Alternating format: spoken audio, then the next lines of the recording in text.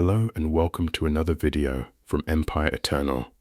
If the echoes of ancient civilizations and the breathtaking stories of human ambition against the forces of nature stir something deep within you, then I invite you to join me on this extraordinary journey. And if this video captures your imagination as much as these histories do, please take a moment to like and subscribe so we can keep uncovering the world's most captivating empires together as we dive deep into the mists of the Andes, where legends were born from sacred lakes and empires rose like thunder from the earth itself. Imagine standing on a windswept ridge high in the Peruvian highlands, where the air bites cold and thin, and the jagged peaks of the Andes pierce the clouds like the spines of some ancient beast, as the first rays of dawn paint the stone terraces in gold, and you feel the weight of a forgotten world pressing down upon you, for here once thrived the Inca Empire, the masters of the mountains, a civilization that, without wheels or iron or even a written language, conquered the impossible, built wonders that still defy modern engineering, and ruled over 12 million souls across a vast realm, stretching from the deserts of the north to the icy fjords of the south. Yet in a cruel twist of fate, this mountain colossus would fall not to superior armies, but to invisible plagues, internal betrayals, and a handful of steel-clad strangers from across the sea, leaving behind a legacy that whispers, through the Quechua language, the potato fields of the world, and the enduring silhouette of Machu Picchu against the sky. But to truly grasp the epic scale of their story, we must journey back to the misty origins shrouded in myth and the raw power of survival, where, according to the sacred legends passed down through generations, the sun god Inti himself sent his children Manco Capac and his sister wife Mama Oclo to emerge from the crystalline waters of Lake Titicaca, or perhaps from the cave of Pacaratambo, carrying a golden staff that would mark the sacred center of their new world as they wandered the rugged valleys until the staff sank deep into the fertile soil of what would become Cusco around the year 1200 AD, founding a small kingdom amid rival tribes in the high Andean basin, where life was a constant struggle against frost landslides and warring neighbors. Yet from these humble beginnings, the Inca people, known as the Children of the Sun, began to weave a tapestry of resilience, adapting ancient techniques from predecessor cultures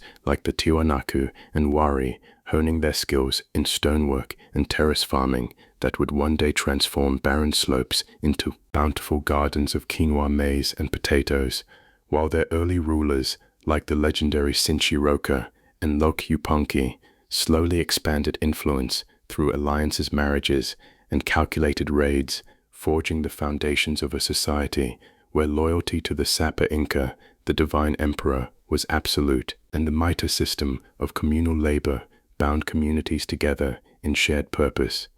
As the 13th and 14th centuries unfolded, this nascent kingdom remained one among many in the fractured Andean landscape, a patchwork of chiefdoms locked in endless cycles of raid and revenge. But beneath the surface a destiny was stirring, one that would erupt in dramatic fashion under the 8th ruler, Viracocha Inca, who began pushing boundaries beyond the Cusco Valley, establishing garrisons and claiming tribute. Yet it was his son, the 9th Sapa Inca, Pachacuti Inca Yupanqui, who in 1438 would ignite the true rise to power in a moment of pure cinematic heroism, when the aggressive Chanca Confederation swept down from the north, threatening to annihilate Cusco itself, as the elderly Viracocha fled to safety, leaving young Pachacuti to rally a desperate defense with a handful of loyal warriors, and according to legend, divine intervention from the very stones of the valley that rose up as warriors to aid them in the legendary battle of Yahuapampa,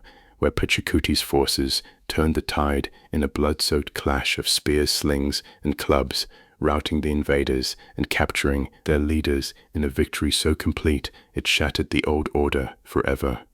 With the Chanca threat crushed, Pachacuti seized the throne from his brother Inca Urco in a bold usurpation that marked the dawn of imperial ambition, as he proclaimed himself Pachacuti the World Shaker and set about transforming Cusco into a majestic capital of gleaming temples and plazas laid out in the shape of a puma, the sacred animal of power, where massive polygonal stones were fitted so perfectly without mortar that not even a knife blade could slip between them. Feats of engineering that still baffle experts today, as if the mountains themselves had been carved by gods. Under his visionary rule, the empire expanded with relentless energy and strategic brilliance, incorporating neighboring peoples through a masterful blend of military conquest, generous diplomacy, and forced resettlement that scattered ethnic groups across the realm to prevent unified revolts, while reorganizing the territory into Tawantinsuyu, the land of the four quarters, radiating from Cusco like spokes from a wheel, with the Antisuyu to the east, the Chinchaysuyu to the north, the Kolasuyu to the south, and the Kuntisuyu to the west, creating an administrative marvel governed by loyal governors and a vast bureaucracy, supported not by writing, but by the ingenious quipu system of knotted colorful strings that recorded everything from census data and tax tributes to historical narratives and astronomical observations, allowing information to flow across thousands of miles with astonishing precision. Pachacuti's military campaigns were nothing short of legendary, as his armies, numbering in the tens of thousands, marched along newly built roads that defied the Andes' treacherous terrain, constructing the first segments of the legendary Cupacnian, a network eventually spanning over 40,000 kilometers of paved pathways, suspension bridges, and tunnels carved through rock that connected every corner of the empire, with way stations called tambos, stocked with supplies, and relay runners known as chasquis, who could cover up to 250 kilometers a day, carrying messages in a system faster than any pre-modern pony express. Imagine the thunder of their sandaled feet echoing through mountain passes as they passed quippus hand to hand, linking the farthest provinces to the heart of Cusco in a web of communication that kept the Sapa Inca informed of distant rebellions, harvests, and omens with godlike omniscience. Yet the achievements went far beyond roads and records, for the Inca mastered the art of mountain agriculture on an unprecedented scale, carving thousands of terraces into steep slopes like emerald staircases that captured rainwater, prevented erosion, and created microclimates for diverse crops, while developing freeze-dried techniques for chuño potatoes that could be stored for years in massive state warehouses, ensuring food security even through droughts and wars. A technological triumph that fed millions and still influences global agriculture today, as the humble potato, once a staple of the Andes, now sustains the world. Architecturally, they were unparalleled, building fortresses like Sacsayhuaman overlooking Cusco, with stones weighing hundreds of tons, dragged from quarries miles away, using only ropes, levers, and human muscle in feats that required precise astronomical alignments and acoustic properties, where the structures hummed with the wind like living entities, while high in the clouds, Machu Picchu rose as a royal estate possibly built by Pachacuti, himself a sanctuary of temples, palaces, and observatories dedicated to Inti and the mountain spirits, where the sun's rays on solstices illuminated sacred stones in rituals that bound the people to their divine ruler. Religiously, the Inca wove a rich tapestry of belief, where the Sapa Inca was considered a living god, descendant of Inti the sun,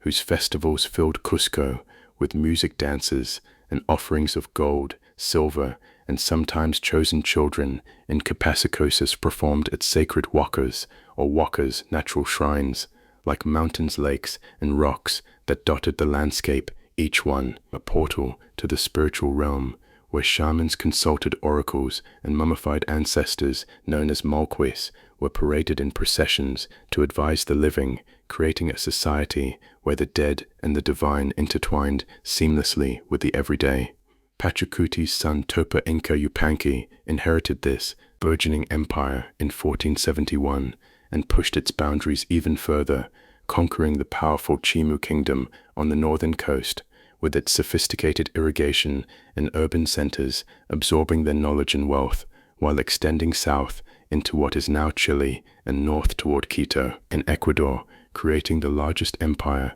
in the pre-Columbian Americas, where roads hummed with the movement of armies, merchants, and administrators, enforcing a centralized control that emphasized reciprocity and state welfare through the redistribution of goods from vast storehouses. Under Topo's successor, Huayna Capac, who took the throne in 1493, the empire reached its zenith, with borders stabilized and population swelling as he campaigned in the north, solidifying control over Ecuador and pushing into Colombia. Yet dark omens began to stir as European explorers unknowingly carried diseases across the ocean, and by the mid-1520s, smallpox, possibly introduced by earlier coastal contacts, ravaged the population, killing Huayna Capac himself around 1527, along with his designated heir, leaving a power vacuum that would tear the empire apart in one of history's most tragic ironies, just as it stood at its most powerful.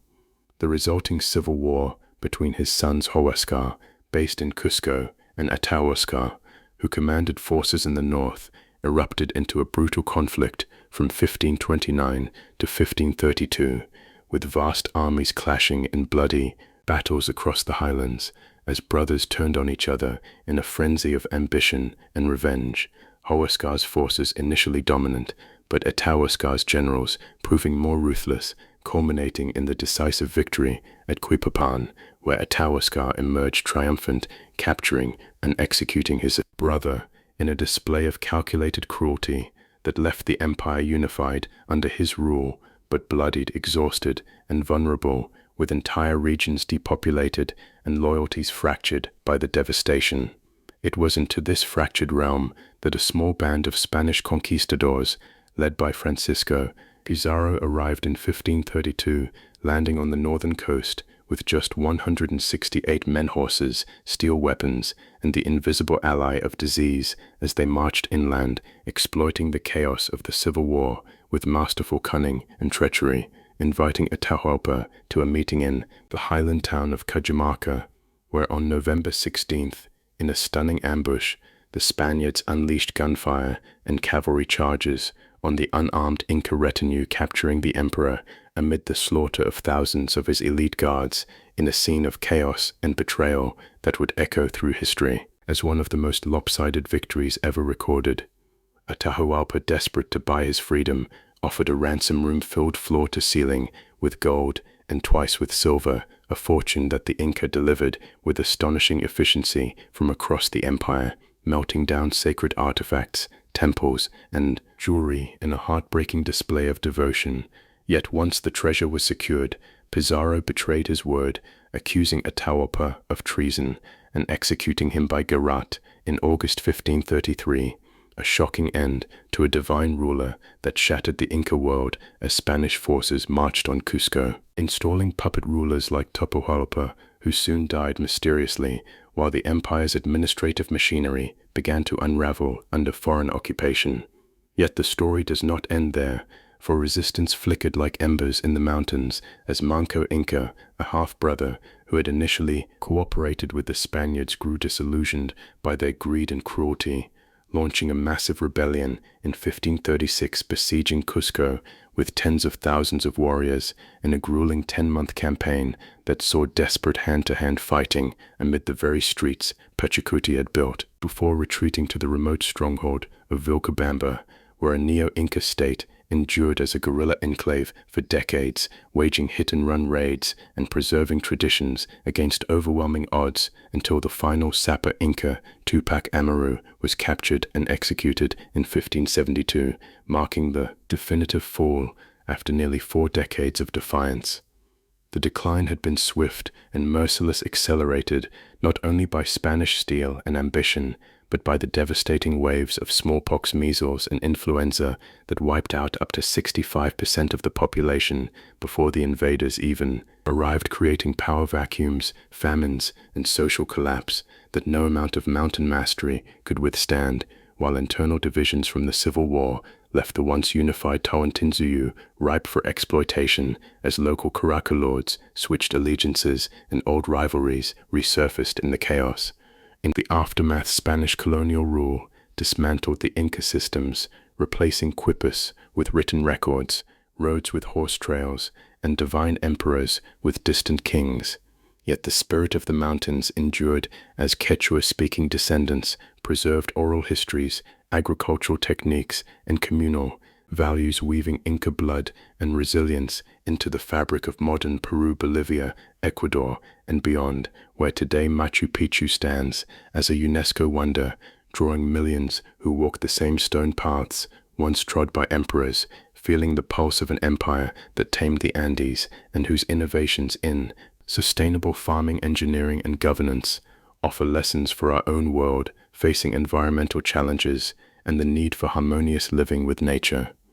The Inca Empire may have fallen to the tides of history, but its legacy towers eternal, like the peaks it mastered, reminding us that true power lies not in weapons or wealth, but in the human capacity to adapt, dream, and endure against all odds, leaving us to ponder what might have been had disease and betrayal not intervened, and inspiring generations to look up at those distant mountains and see not barriers, but invitations to build something greater, as the winds still carry the whispers of Inti across the terraces, where the masters of the mountains forever reign in our collective memory.